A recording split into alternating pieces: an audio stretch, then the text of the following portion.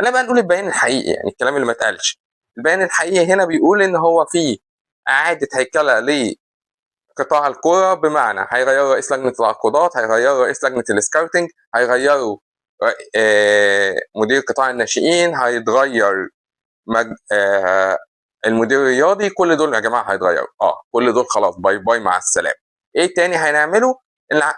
الحاجه التانيه، احنا مش هنعرف نغير مدرب. ده بقى البيان، يعني اللي انا بقوله لك دلوقتي البيان. احنا مش هنعرف نغير مدرب، احنا مش هنعرف نمشيه عشان معناش ال 3 مليون ولا ال 4 مليون دولار ندفعه لهم. مش هنعرف نجيب مدرب اجنبي بعديه، لان احنا خلاص هنبقى لسه هندفع له شرط جزائي. حتى لو مشيناه اخر الموسم 3 شهور او 4 شهور، مع اللي بندفعه الكولر، مع اللي بندفعه الشرط الجزائي اللي هندفعه روبيرو 6 شهور. فاحنا كده وما عادش عندنا دولارات، لان احنا كمان بندفع مرتبات لعيبه اجانب مش بتلعب معانا، بتلعب في فرق تانية، وهنبقى عايزين نمشيها او نتصالح معاها عشان ما تشتكيناش. ومش هيبقى معانا كمان نجيب لعيب. يعني احنا عايزين مدرب يجي يعرف يشتغل باللعيبه اللي موجوده، لان انا ما عنديش، بل انا ممكن امشي لعيبه منهم، بالذات اللعيبه الاجانب، عشان انا ما عادش معايا دولار.